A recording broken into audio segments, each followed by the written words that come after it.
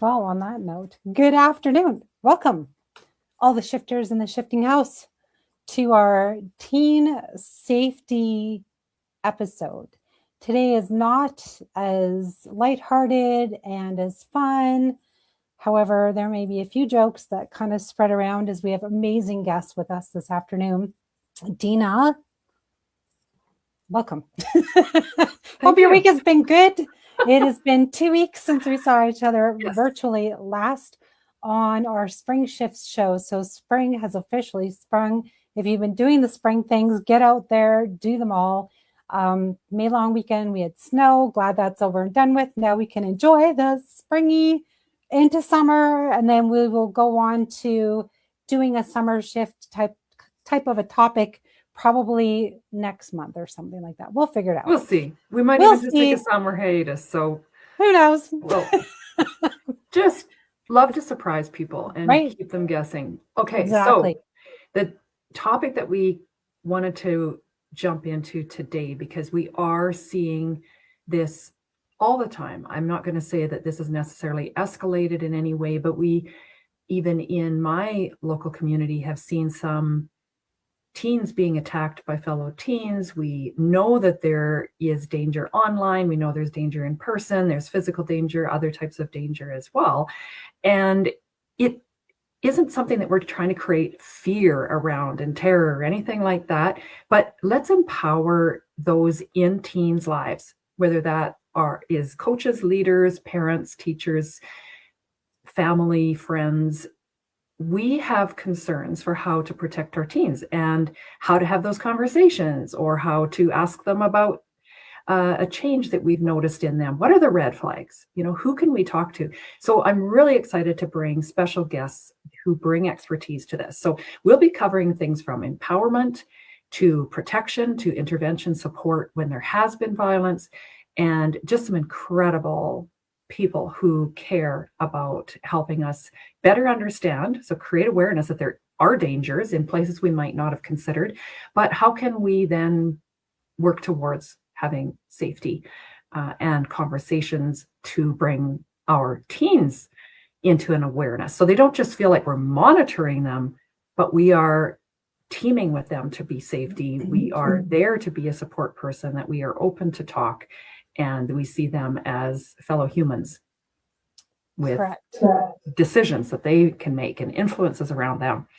So yeah, I'd love to just jump into this, because I feel like an hour isn't enough, but it is enough to bring some awareness, some curiosity and interest around this topic. So let's bring in our guests.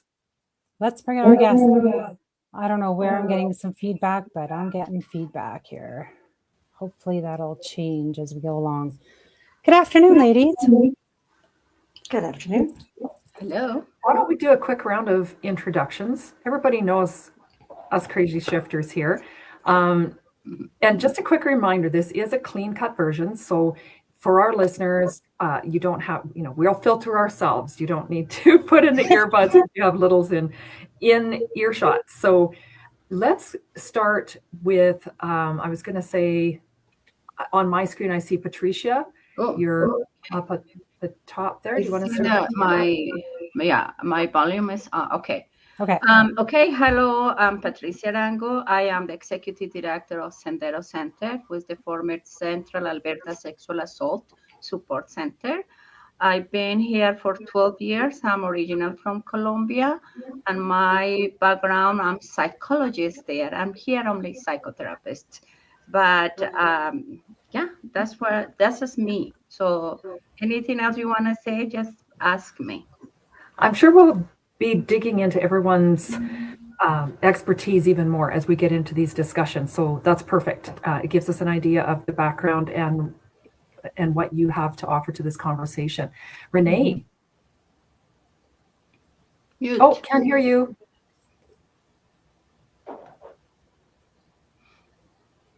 My lip reading's rusty. No. Trish, go ahead. Oh, okay.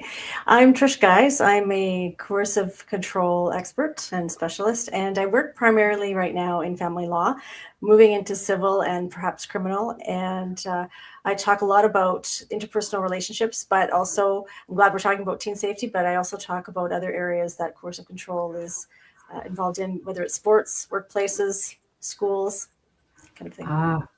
Okay, fantastic. Renae, let's try again. Oh, still can't hear you. And I know it worked before. I took her out and I brought her back in. So, well, I muted everyone for a quick moment just to check the feedback, and then, but it's unmuted on my end, so not sure. Yeah. Renae, go out and come back in, okay? Everybody, that's Renae.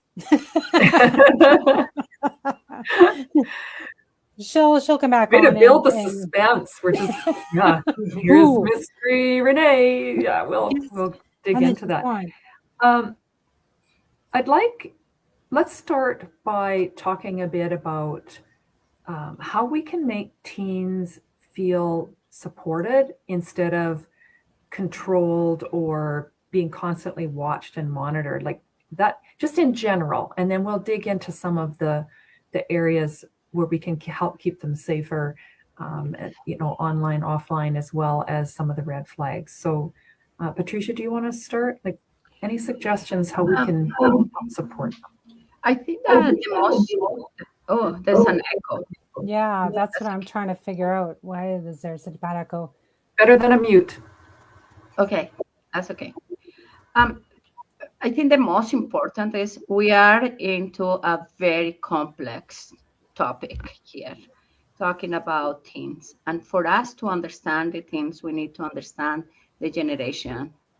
They born with the finger like this, scrolling, computers, technology, internet, social media, everything. So to understand that is for us, all the adults get to understand the kids too.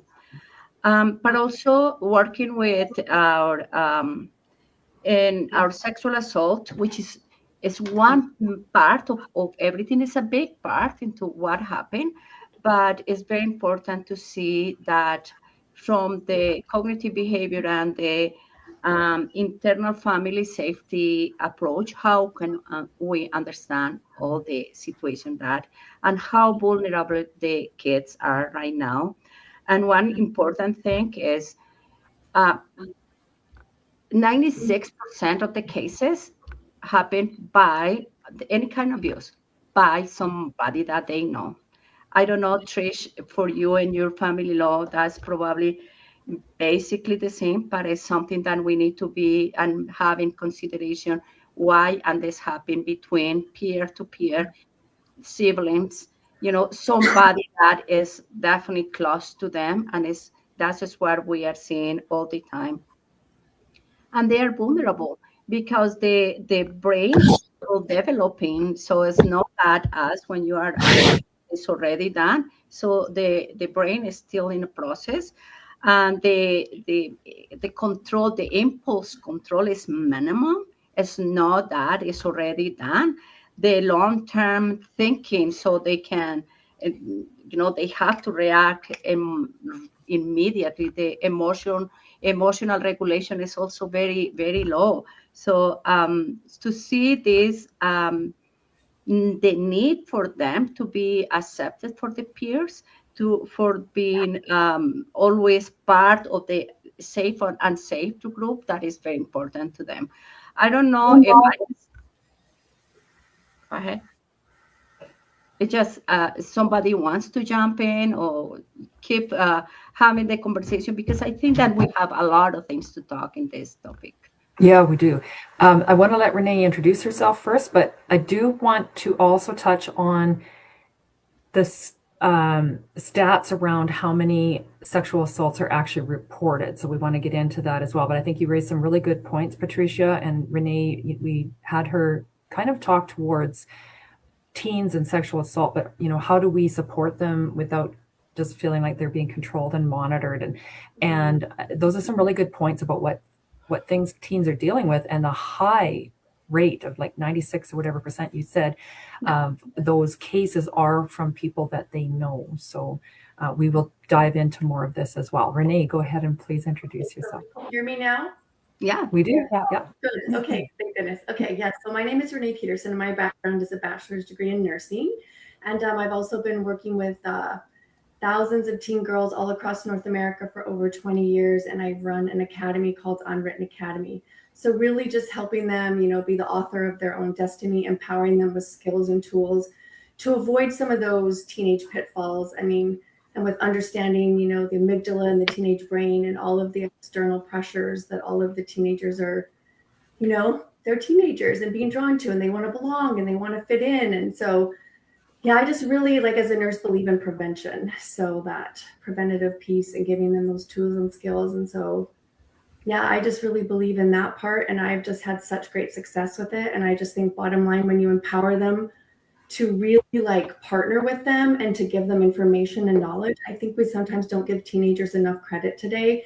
They are brilliant. They are smart. They are intelligent. And I think when you step into partnership with them, my goodness, they get it. I mean, I'm working with this brilliant girl right now, and her parents are setting boundaries around social media. And I love partnering with that because there's so many parents that are doing such an incredible job, but they just need that person to step in and kind of support them in that. And like her dad says to her, so, well, do you trust yourself enough to be in that situation? Because they've set themselves boundaries. And I said to her, I'm like, do you understand, sweetheart, what an incredible question that is that your dad just asked you? Do you trust yourself to be in that situation? And she's like, in this situation, yes, but in this situation, no. And so that is my job, is just that internal self-awareness. And yes, we know the amygdala and the emotions, but there can be self-mastery at that age as well. And I've seen it time and time again when they're giving those tools to do it. And I feel truly honored to do this work and partner with parents and be in that preventative role. And sometimes even if it's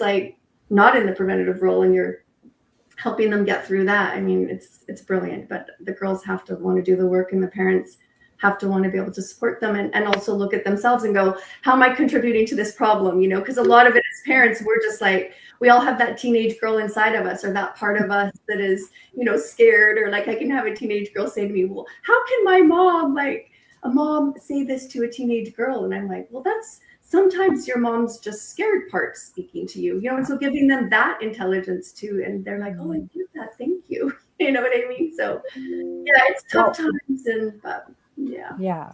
And it's important for us to help support the parents in initiating those conversations too. Oh, for sure. Right. Because all of us have that inner child, that part of us, or our fear. And, we love our kids so much. And sometimes we're reacting from those unconscious parts instead of those conscious parts. So, yeah. Trish, do you want to weigh in on this?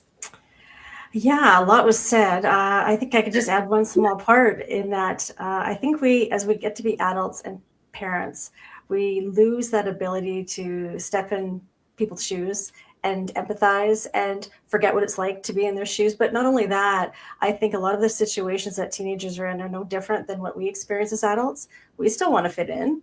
We still don't want to be we're vulnerable. We have, we're coerced. All these things that they go through are not altogether that different than what we go through.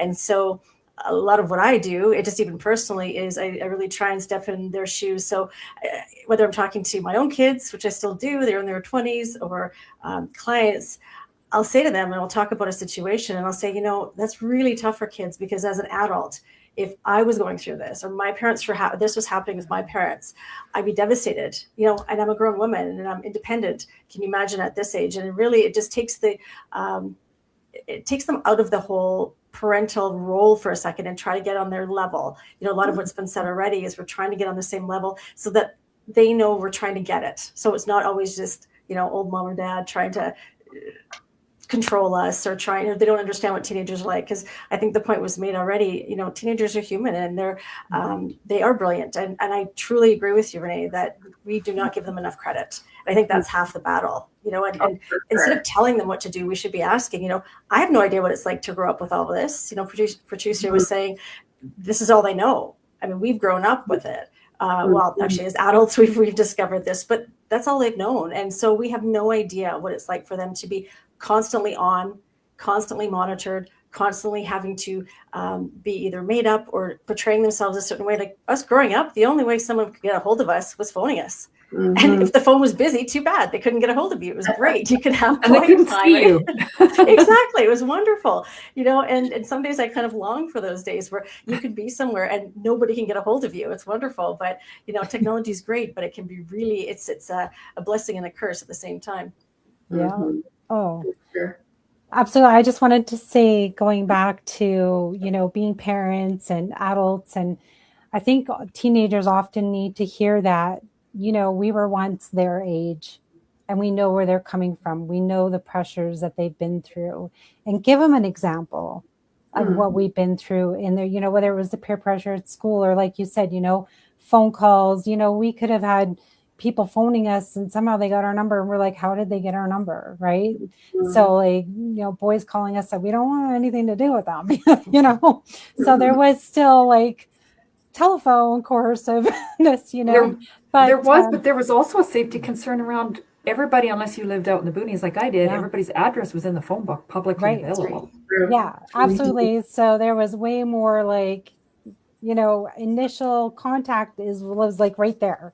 Here's a phone book. Go ahead, look up your best friend, and you could just walk over to their house or whatever. There was no like call beforehand. Some people just showed up, right? We just rode our bikes and went to whoever's house, and that was that. So, so we kind of have to, say, hey, we grew up in this kind of an age. We understand, like, not only like on the internet, you can turn your screen off. You can block your number. You can do all those things. Whereas us growing up, if someone came to your house, they knew where you lived. Like that was it. Like there was no, unless you moved, right? So there's that. But yeah, and those teenagers now, like they want to have the one-on-one time. They want to know that they're understood. They want to know that they're heard. And I think that's one of the important things as well, is listening to them, just hearing what they have to say. Because sometimes it's just a misunderstanding, or it could just be a small misunderstanding of what's happening between the screen and them. Or, it could be something that's happening at school. It could be something happening with their friends and they got caught up in something. So to kind of narrow it down and go down to their level, not necessarily going down to their level, but understanding them at their level, kind of a friendship level in a way, and going, hey, like I've been there. You don't have to run away. I'm here to listen to you and open up and go, I'm definitely here for you. Let me know what's going on, what's happening at school, what's happening online, how are, things like that. So once we understand maybe even perhaps what social media platforms they're even on, that can also give us an understanding of what they're getting into, right? Because the Snapchat is way different than just an Instagram, or way different than just a Facebook, right? People can send horrific messages on Snapchat and they're gone without any evidence. Mm-hmm. Can we jump into some warning signs? Like what can parents be watching for when something is off, and what would be some red flags? Now that's kind of we can just like throw some rapid fire ones out from each of you. And then the next, we'll do another round, and each person weigh in and say, how can we open a conversation around this instead of, are you okay? Yep. Anything going on? No. So let's go, Patricia, Trish, Renae, and tell us some warning signs, and then we'll go back around again and give us some ways we could approach conversations with this.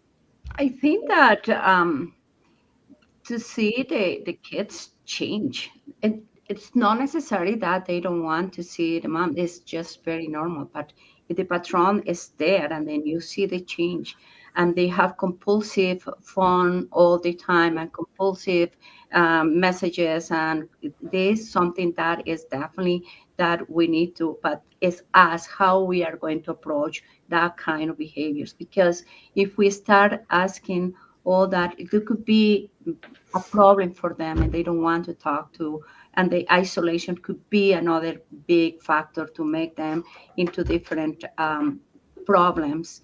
that depression or anxiety, some different things that we need to be aware of that is happening. But it's very important also for us to tell the kids what is the signs that they need to when they are talking online with the strangers, when the person on the other side can be peer because they don't know exactly who is. Don't tell anyone. Oh, be careful with that, because what is that? Keep that. You are very mature for your age. Oh my goodness. So be careful what the other one is saying. Is try to convince you are the person that I need for me. If you care about me, you will do this and this for me. So all the signs that we need to tell the kids, you have to watch for this. Just between you and me, this is a secret. We work with that since kindergarten to grade 12. All that is every time telling the kids what is the things that they need to see when they are online and what kind of message they receive when the other person is pressure them for pictures or more and more information. They need to be aware of is something that is not wrong. But the other is how we are going to tell the kids that is a red flags, because they will react and say, it's not your problem. I know what I'm doing. And that is another thing that we need to be very careful with that. Okay, thank you. Trish. Yeah, just to touch on some of that as well, the biggest thing I see, and I even saw in my kids as well too, is I know everyone is on their phone all the time, but it's that anxiety around being on the phone and having to respond right away. And I find that in these situations, in these relationships, there is an expectation you must respond right away. And if not, there will be a consequence later on. And, even let's say family get-togethers, birthdays, that kind of thing, not every day, but those kinds of things where typically they'll put their phone away, you would think, and just kind of immerse themselves in, let's say you're playing family games, that kind of thing. And you're finding that now all of a sudden they're constantly on their phone and constantly responding. And they just have a different demeanor. It's not, the lighthearted laughing and looking at different things and laughing at messages. It's, I better do this, otherwise I'm going to pay next time, or they're not going to speak to me, because oftentimes they'll get the silent treatment and then they can't get a hold of that person. And it just goes back and forth, and they're constantly on pins and needles. Mm-hmm. Great point, Renae. Yeah, I love that too. I mean, I see it present almost like an addiction, right? It's like they need that dopamine hit, that high. It's like, okay, well, I need to get there, or it's like then that level of anxiety just increases, and I think they're not able to be fully in the present moment. Like you just see complete distraction, like they're irritated, their body language is fidgeting, they're just like, they can't sit still, they can't be present. And yeah, it's like it presents like an addict. So Patricia, specifically around sexual assault. Yep. What usually, like just in general, what would be the most common representations that we would see in someone who has been threatened or who has been attacked? Because so few report, it's just not reported. Hardly ever is it actually reported. So are there signs that we could potentially have concern that there has either been a threat or an attack? One of the things that we are working right now, which is sees all the time, is the sexualized behavior. It's a very important thing to see. We are offering a therapy probably since 6 years ago, where after COVID, they became crazy. And then we see the kids all the time having this sexualized behavior between peer to peer, but very much between them, and also very often open up for who want it and looking for somebody who wants to play with them in that case. So the sexualized behavior is one of the most important things that we see. We see also very rapid friendships changes. So when they are this here, I don't know, this one is not my expectation anymore, so they change for another one because that's the one is given what they wanted. So for sexual assault for us is as you know, this is not much reported. the people are ashamed to look for help many times. They feel guilty many times, more if they started from the sexualized behavior and now they feel, okay, now I'm a victim. So all that kind of stuff, this is what we are seeing every day. This is something that we, the majority of clients, and unfortunately the majority of waitlist and we have is kids and teenagers. So it's very, very sad to see that. Science is definitely one of the most important, but the parents reach out for help. We offer a very good therapy. We are into the cognitive behavior, and we are also the internal family system, which is a very important therapist to conduct and take the kids over there. Many other more, but what is important today, because the time is so limited, at least to get the information that we are here and we support the parents and we support the kids and the friends. It's for everybody. It's no referral needed and it's free. Trish and Renae, I'd like you to, we'll go back to what I wanted to also include, which, like Patricia said, they are there to help support the parents as well through those difficult things. How would you to suggest parents can approach these conversations? Not just sexual assault, but around safety. Yeah. I think what we need to do is maybe even step back a bit, even before the conversations. I think we need to watch the things we say when we're not discussing that. When we're talking about news items, when we're talking about other people, watch the judgment, really listen to how you're speaking, because kids are listening. Just like, we taught them how to ride a bike, we taught them how to use utensils. We're teaching them ourselves. Like the first place they learn what a healthy relationship is with us. And so we need to make sure that we're modeling those healthy behaviors. And so that we're not making sexualized jokes, that we're not, we're staying away from misogyny and those kinds of things that we really have to, even though they're teenagers, they're still learning from us. And so that's the first place that I would start, and then talking after that. But you really can't be hypocritical if you're doing one thing and then asking them to do something else. Yes. Fair point. I agree with that completely. As they say, example, instead of words, always by example, and especially having those conversations and sitting down, having even just a plain sexual conversation as well, what they understand about it, what they know about it, and kind of see what level they're at. And again, it's age appropriate.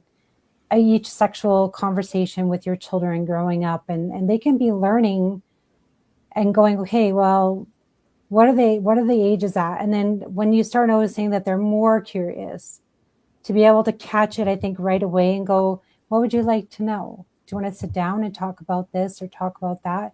Before they just go and start searching on the internet or just going and asking a stranger about things.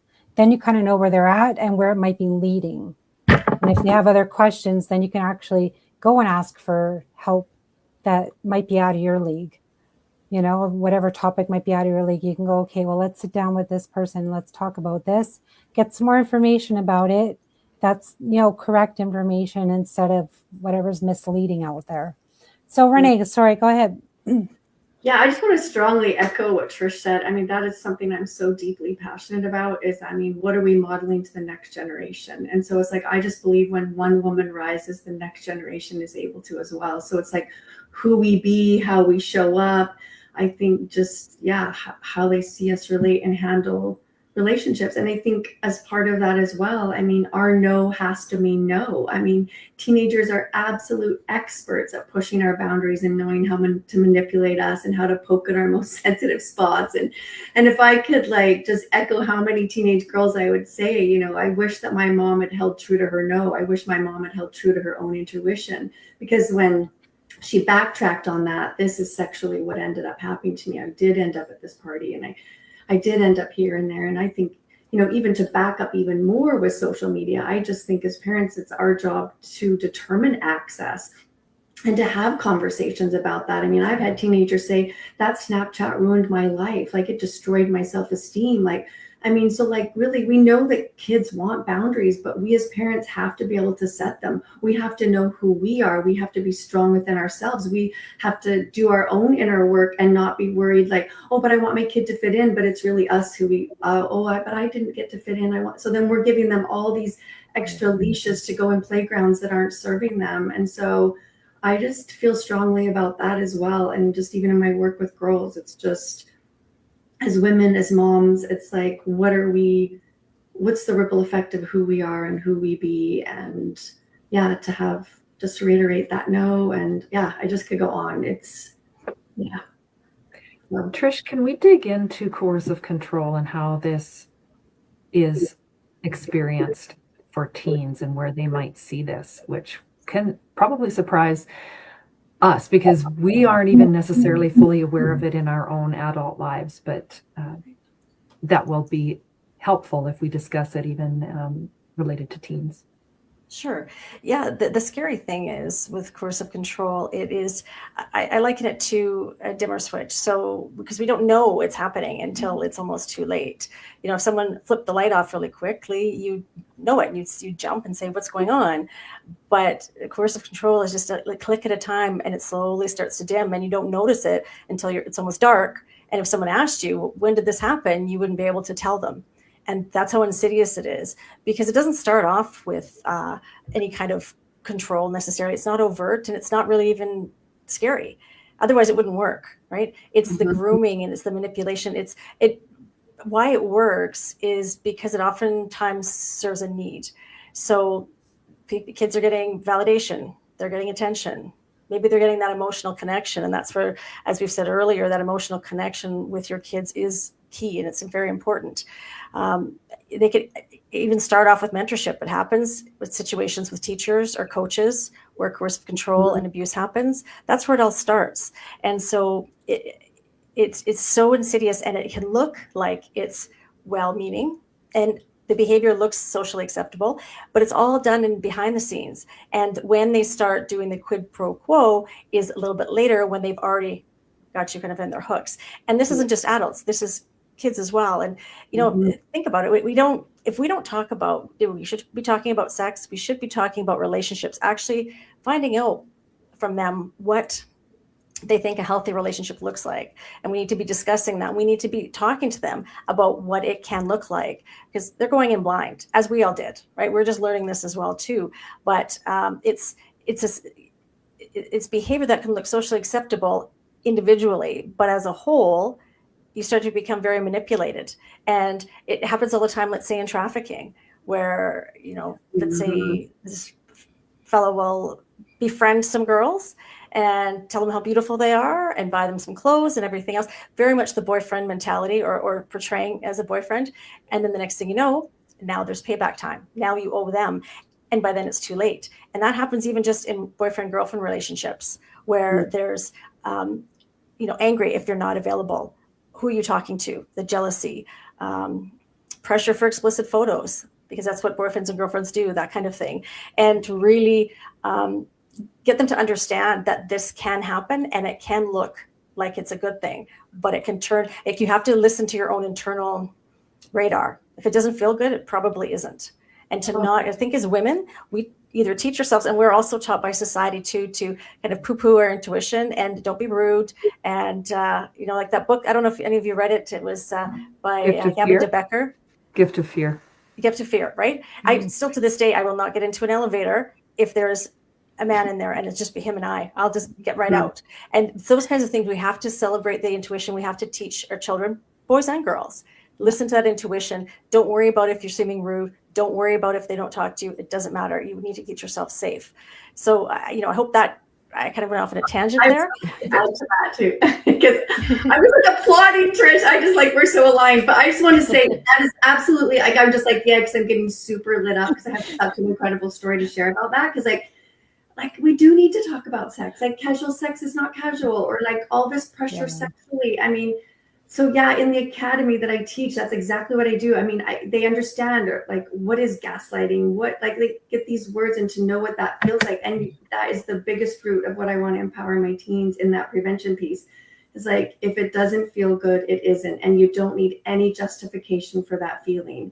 And so, yeah, I ran into a mom a couple years ago And she started crying when she saw me, and I was like, oh my goodness, is everything okay? And she was just like, Renae, I just want to thank you so much. She said, my daughter got into an abusive relationship, and she got out of it very quickly, though, because of the seeds that were planted, so that she was able to recognize what those were, and they awakened at that certain time. So that is just what lights me up about, you know, having those conversations, having them have the language, having them understand. And so, yes, Trish, I'm just applauding that because that's okay. Yeah, I'm over here too. I'm all yes, girl. But yeah, one thing that I would like to also bring is the parents, we tend to over stimulate. You are the best. You know, the self-esteem is so high, that they take naked pictures, but the self-respect is so low that posted in social media. So how we can bring this or mediate between the self-esteem and self-respect, which is a very important. And one of the things that we see all the time is the sexting and the sextortion. That is, you're talking about coercive control, that the kids are already that, I don't know where my pictures are, I tell these terrible pictures, and I'll say they don't know how to control, but the extortion is happening, asking for more favors, for more pictures, against, okay, I can tell and I can put it in social media, everybody will see you there. So it's very, very it's related anyway, what we are doing and what we are overly stimulate sometimes to them. Mm-hmm. No, if I could just jump in for a second, I have a quick example about that, about posting pictures, because, you know, everyone's doing it. When my kids were growing up, they're very close to my mom, and her name is Gammy. They call her Gammy. I would say to them that, you know, I understand lots of kids are doing it, but you have to understand they're on the internet forever.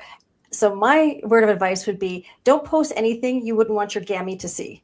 And they say that sticks with them because, you know, Gammy's going to see it at some point. Yeah. And I just want to jump on what Patricia said, because I think there's so many girl groups too, that it's like, let's just hold hands, sing kumbaya, and like just think I am this and I am that. And it's all of this false sense. And like I always teach my teens, it's like self-respect equals confidence. And so it's like, how do we empower them at that level, you know? Yeah. So yeah, thank you for bringing that forward, Patricia. It's such a great point. And I love the point about how we show up as a human adult will set a tone for them. So if they see us as not respecting ourselves, and yet we're talking the talk and telling them how to, you know, that they need to be respecting themselves and have boundaries, but we aren't modeling that, it also makes it really awkward for them to trust us. And when we want to they know they have a BS reader like nobody else. Exactly. Yeah. Well, they know. And they're less likely, we aren't going to appear as strong or as stable to allow them to come and feel safe coming to us with their struggles, because they think that we already aren't handling our own very well. And so it is important, that oxygen mask, you know, to put that on yourself, to show up, you know, take care of yourself as well, because that's the strongest example you can set. Now, that is a process. You're not just going to fix yourself and then you're going to walk in and have that conversation with your kid. What do we do if we discover something harmful is in their lives? We hear about it from another mom that has concerns because they've discovered something from their daughter, and we know our son or daughter is part of that group. And how do we respond without overreacting and then like destroying that relationship to some degree? Mm-hmm. Renae, do you want to jump in? Or sorry, Trish, go ahead too. But Renae, you mentioned earlier that you do facilitate conversation. We'll go around. Go ahead, Trish. Okay. Yeah, I would start again. I would jump back a bit. I would say to my kids, even before any of this starts, I would have honest conversations with them and say, look, if you're somewhere and you're uncomfortable and you need an excuse, tell them your mom is being nasty and telling you to get home, like have some kind of safe word like pretzels or something, I don't know. And then you can use me as an excuse. I used to say that to my kids. Or if you've been drinking and they know not to drink and drive, but always call. You won't get in trouble. We'll deal with that later. Same with this stuff. I remember saying to kids, particularly my son, because a few years back there was a rash of sextortion going on, and quite a few boys were dying by suicide, and so it scared me. And I said to him, I said, I know if that happens, there'd be a lot of shame, and you'd be very embarrassed. But please come to me. There will be no judgment, no shame. It happens. We would rather help than to have you go through this yourself. And having those kinds of statements or conversations, telling them that we won't be shaming you, we won't be blaming you, we won't be judging. People make mistakes. And I always tell the kids too about all the dumb mistakes I've made, even I still do, just so they know that, you're really true to your word, and so they can come to you. And so hopefully you're not surprised. But I also would, if you do find out, don't panic. When your kids are toddlers and everyone says, don't react when they fall and go, oh, are you okay? Because then they start to get upset. I would do the same thing as teenagers. Keep it calm, investigate, have a good discussion with them, ask them questions instead of telling them what to do, and just don't panic right away, because then they're still looking to you, even though they're teenagers, they're still looking to you to be their safe place. And if mom or dad are freaking out, then I'm going to freak out, but then there's no sense of safety there. Mm-hmm.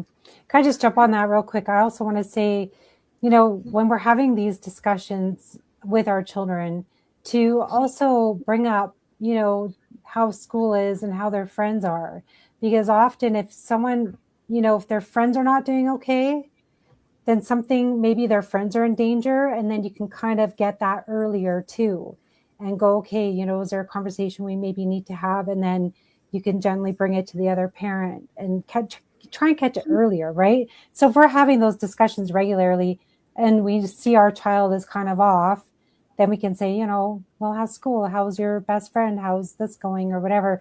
And it just opens up that box of like, okay, is everybody doing good? And are you okay? Because if their friends are struggling, sometimes they're struggling, and then it can get in deeper because they maybe want to try and help them and get them out of the situation.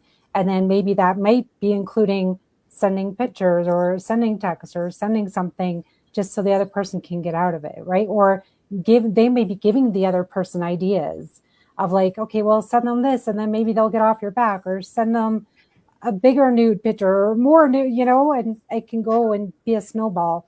So I just wanted to kind of add that in there too. Mm-hmm. Yeah, and I just think it's important to always keep those lines of communication open. I remember when I did the interview with you once, Deanna, too, it was like something that I always love to say is that I hear teenage girls say is that, well, I don't want to bother my mom with that, or I'm not going to go talk to her about that because she already has so much on her plate, and so they really just are trying to protect us. And so they don't really want to share because they're like, well, my mom can't handle one more thing. And so I think part of me, that piece, and just to always keep that door open. And before anything does happen, like Trish said, just to say, if there's ever anything you need to tell me, like I'm always here, or just I always want to be your safe space, or, but if you do hear something, I mean, it's just with that gentle and that compassion and say, something was brought to my attention and I love you so much. And can we just have a discussion about this?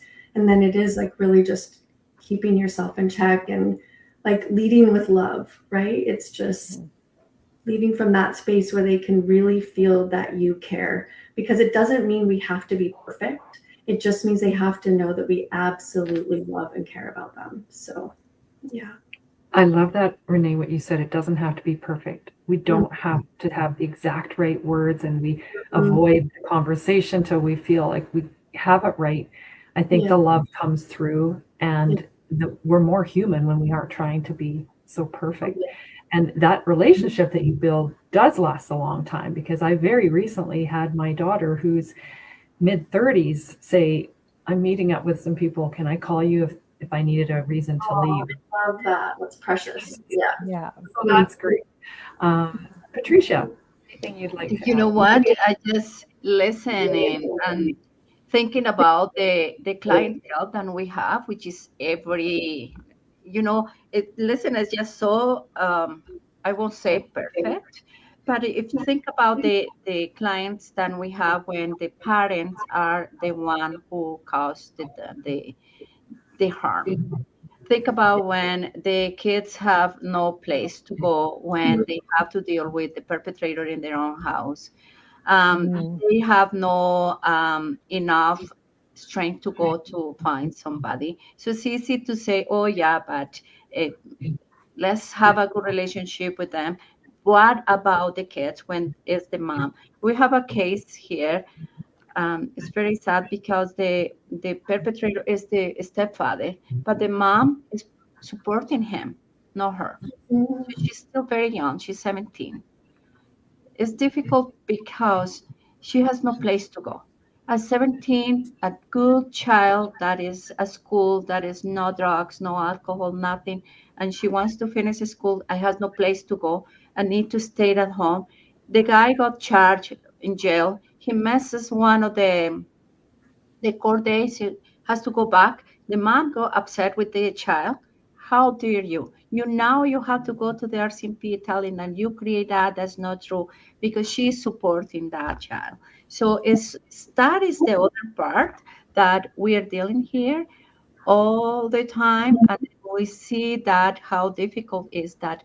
We wish to be able to speak with the parents when you, Renae, said, and you have the whole family, and you can help the kids and you can help the parents. Here, sometimes we don't, and sometimes we have to do the assessment and see them as an adult to be able to provide therapy because we don't have anyone to sign for them, and we don't want, and the child they don't know. We have to report. We have to report. We have to bring all the safety and protect the child.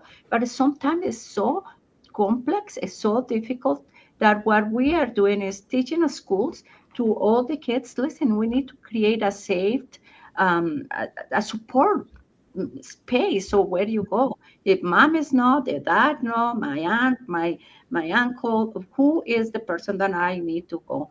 Because sometimes, and today I got it, the teacher said, again,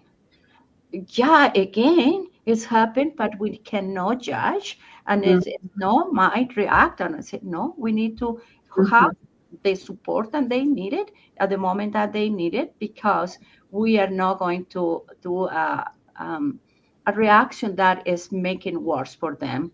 And then they won't trust, and they need to trust to somebody.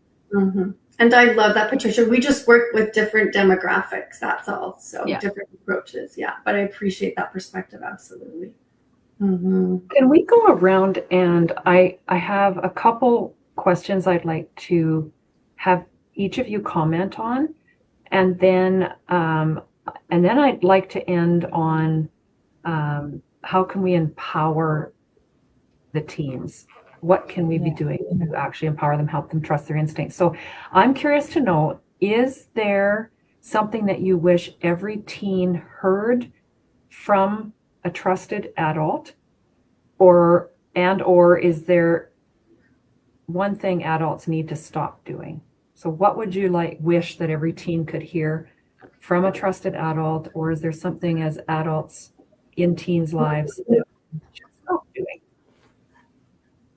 I'll go first. I mean, I think I would love teens and us as women and people. I think we've hooked into so much external validation, right? They still see us doing that, caring so much what people think, and ruminating for days if someone hurts our feelings, or do you know what I mean? It's just really having us as women be in our, be sovereign. You know what I mean? Just really know who we are and who we aren't in that strength, and live from that embodied leadership. I think if they were to witness that more, I think the ripple of effect of that would be so absolutely incredible. And I'm speaking about that in my upcoming book. So that's what I'm very passionate about. So yeah. That's powerful. It sounds like, you're wanting people to be their own biggest fan, right? That's what my dad always used to say. And he says all the time too. And I think that's a great thing to do. It's great to have other people like you, or like your material or whatever else, but you have to like it first and be okay if everyone else doesn't. And that's so much easier said than done. Even, myself at this age, I struggle with that from time to time. But, one thing, if I can say from my own personal experience, I wish everybody had the same experience I did growing up. I always knew, and even to this day, my parents always were the safe place to land. I could take risks, small and big, because I knew there was nothing in this world, even if I killed somebody, that they would have my back. And they always did have my back, as I did stupid things, and other people have done stupid things, my sister and I, and they were always there. Sure, there were consequences, but they allowed us to suffer most of the time natural consequences, because there always are. They didn't have to pile on the punishment. But I always knew, no matter what, I knew I didn't have to worry, because so many kids are worried about what mom and dad's reaction are going to be. And then, of course, they're trying to do everything they can for them to not find out, or they're afraid that there's going to be a punishment. But for me, it has transferred all the way up into my adult life. I've been able to do things that maybe other people wouldn't necessarily, because I felt that it's okay to take risks, and that I'm not going to be judged as a bad person or shamed or anything like that. I think shame is so prolific in our lives that we just need to stop shaming ourselves and stop shaming our kids, even inadvertently. I agree. That's beautifully said. That's deep. That's good. And just because we're talking about teen safety, I'm going to be play devil's advocate here with you, Trish, because I totally agree. I'm a risk taker too, and have made lots of really ridiculous choices. But we're talking about teen safety, so just to kind of bracket the risks that you're talking about. We want kids to be able to feel they can take risks, but also informed risks within some safety guidelines that we've taught them, right? And so how can they identify or have that open conversation, that safe communication line, that they can come to you and say, I'd kind of like to try this. What do you think?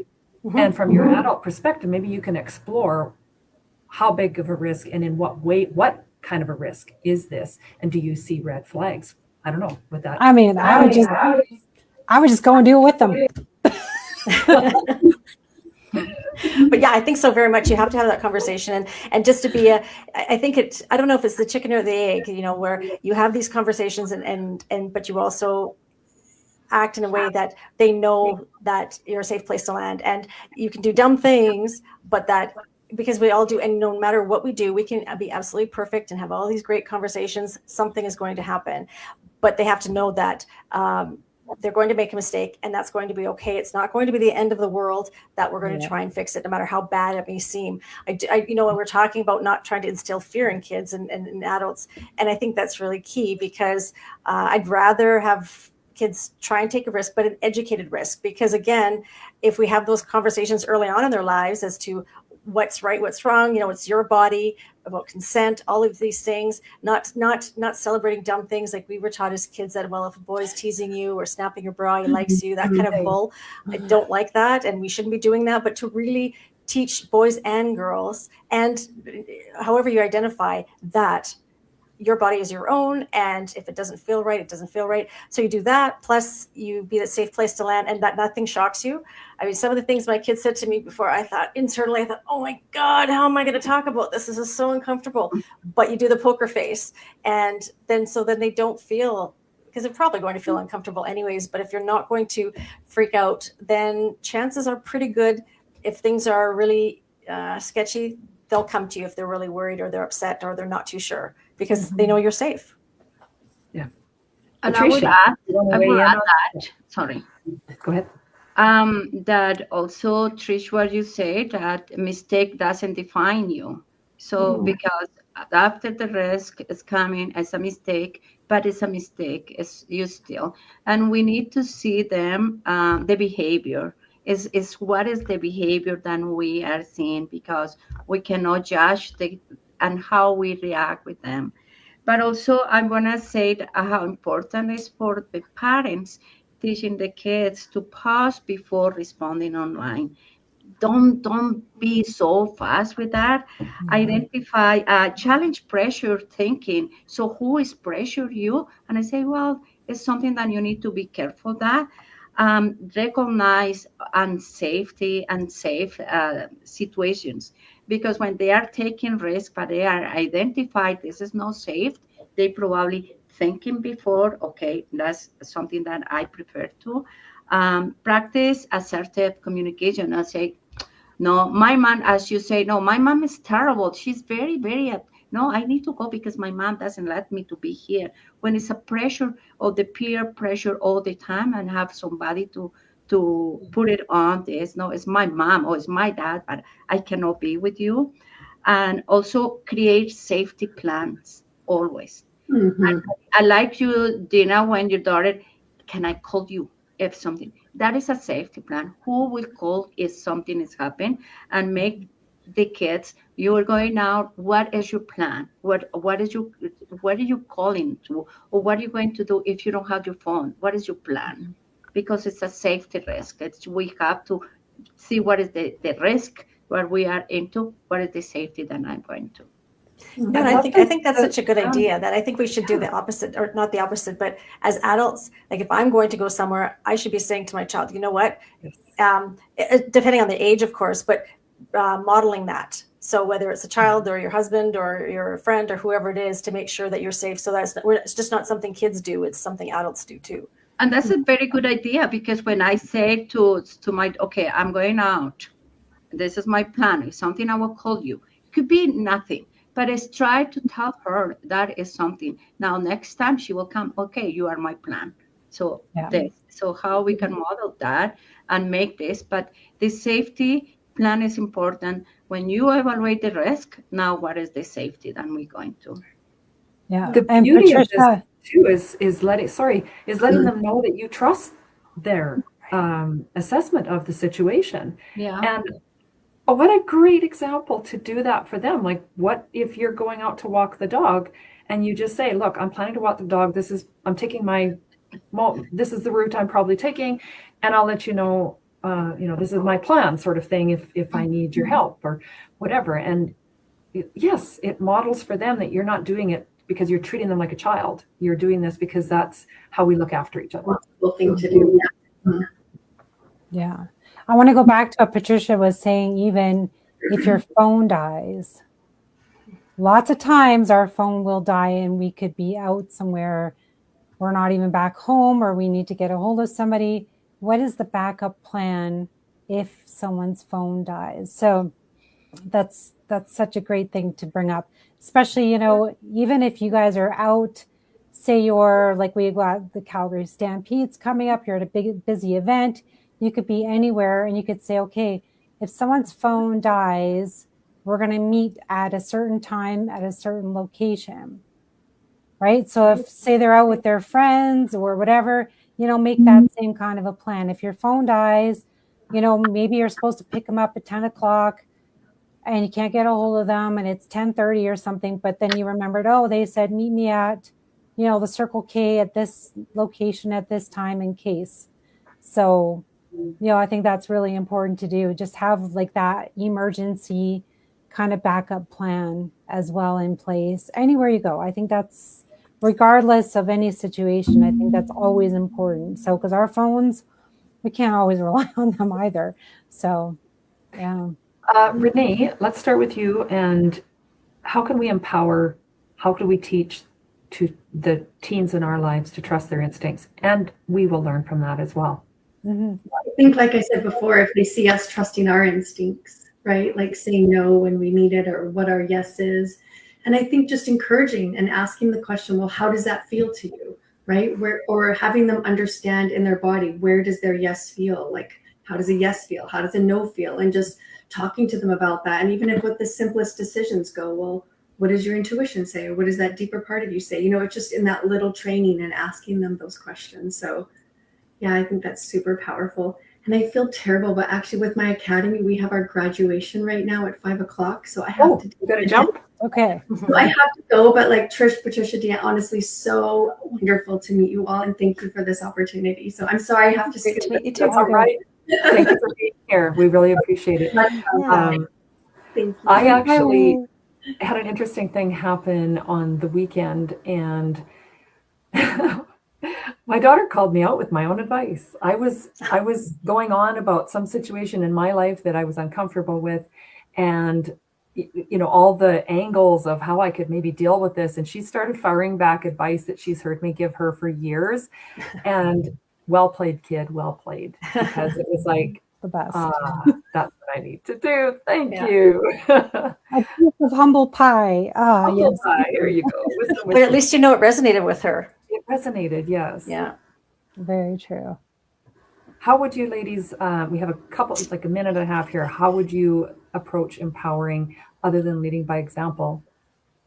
I would, critical thinking is really so key. And I find even as adults today, we've kind of lost that. And now even with ChatGPT and AI, we're kind of, we're giving away our critical thinking skills or letting them remain dormant, that I think you may even have to take it out of relationships and just talk about times where they've been in a situation that has nothing to do with relationships or even safety, but that they've kind of reasoned their way out of it. Or talk about times where you didn't feel right. And it could be something like you went down the wrong bike path or something, I don't know, something innocuous, and you just changed your mind and decided to, and just to get them to really think about how they do make decisions, and then to follow that when you're in a scary situation or you're in a situation with relationships. It's no different, right? You still want to use those critical thinking skills. Those don't go away. We just don't, we tend not to use them. And I think the more we get them to do that, and the more we allow them to make decisions for themselves within reason. I think we do sometimes too much for our kids, and we say, starting in when they're young, we should be teaching them to look for themselves as they cross the street. Yes, we're guiding them, but they need to learn how to do all these things, and not just telling them, okay, it's safe to go.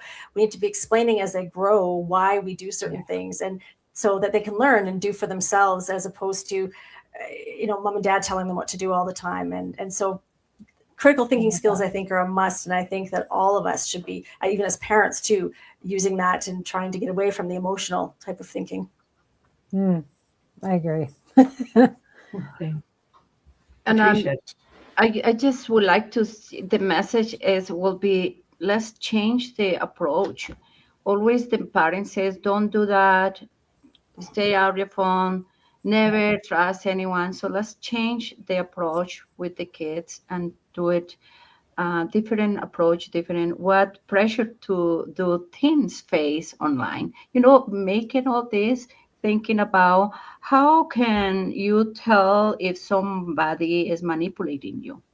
Oh, that's interesting. Make them to think about and not change the way that my mom always bombarded my question. Let's establish a different conversation and make them to think about that. They also, we are learning from them. They can teach me. So that's completely different approach, and have them in our sides, not push them out from outside. Yeah, I love that. I like that. Yeah, I also like the, don't always be saying no. Like, you can't do this, you can't do that. This, like, no's. Perhaps like, I don't think this is good. This is why. So give them the whys. It may not be good, or we can think about that, but perhaps not this time. So we want to maybe also look at our wording and not always be pushing the teens down, going, even when they're young, right? We don't be saying no all the time, because then it's like, well, I don't even want to ask my mom anything. I don't want to ask her for a ride or ask this or ask that, because it's going to be a no. They always think it's always just going to be a no. So instead of the negative shoved down the throats, I always think of positive. How can we? Or what should we do? Or if there was a situation that's negative, how can we turn it to a positive? Right? So we're flipping the shift, as we call it, right? We want that shift happening where we can change those mindsets and go, what can be a positive thing out of this? How can we learn to get ourselves out of a situation? Not like, not necessarily don't, but hey, let's do this. Let's do that. Let's do that. I like the shift that Patricia has suggested as well, that it's a conversation instead of us making the decisions. So ask them, how do you feel about this? Does this feel safe to you? Or, what am I missing? Because to me, it feels a little risky, but help me understand why this is something that you want to do. And maybe it's because everybody else is doing it, but they aren't that comfortable. So I like that shift as well. So I'm so grateful for everyone. Renae had to bounce early because she has a grad in her academy tonight, but really appreciative of the guests that you have joined us and shared. We've just barely opened the topic, but I think it's going to get people curious and shifting how they approach this. Yeah. Thank you, ladies. Thank you for having me. Thank you, everyone. And I'm open. Any of the therapists here have a conversation. That would be great to, reach out more and more people because they have so many good things to teach you. I am not the expert. I am the director, so I am not working what they are doing. So welcome to have this as an option for you guys too. Thank you, fantastic. Patricia. Thank you. Thank you. And very nice to meet you, Trish. Yes, very nice to meet you too, Patricia. Thank you, ladies, so very much for coming on. Bye. Thanks. Have a great rest of your week. There we go. A successful shifting happens on teen safety. But we didn't dive just into teen safety. We dove into safety from the beginning, which I think preventative safety measures are actually probably more useful than just going, oh, well, now there's a problem.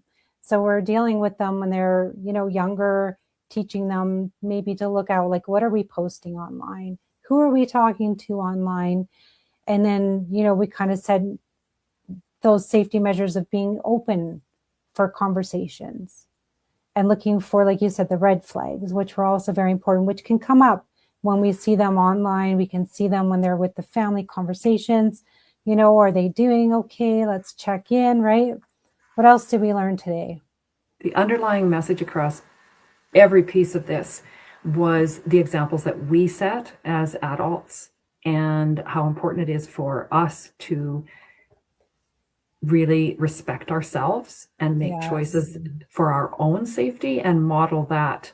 And the other thing is how we can switch from just being controlling to having conversations of trust where we talk to them as young adults and consider how we are showing up and how we are helping them feel safe. So I love that.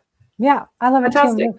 Renae hit it on the head too. Yeah, Renae hit it on the head real quick. I just want to say that they are smarter than we think as well. And they have a lot of input.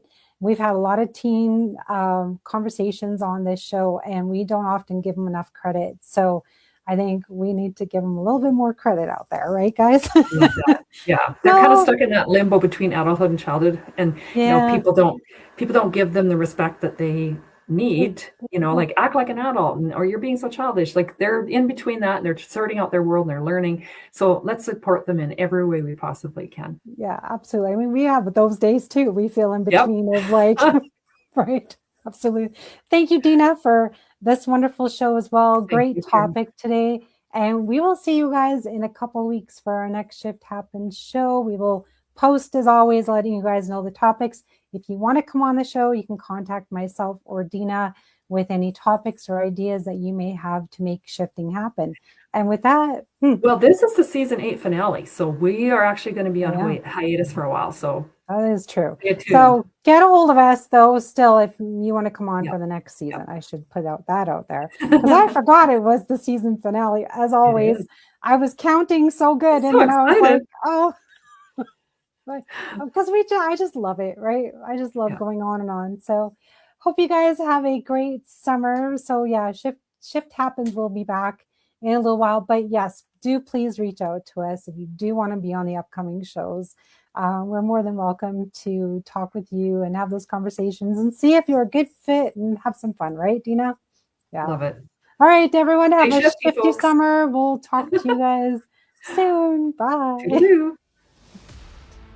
I hope you found that conversation insightful, encouraging, and also a reminder to all of us that what we see isn't always as it appears. People are going through a lot of things in their lives, and we would want that compassion shared to us, and that is something that we can offer to others without judgment. Instead, be curious and reach out, reach in, figure out a way that you can make someone's day a little better, and it might just start with a smile.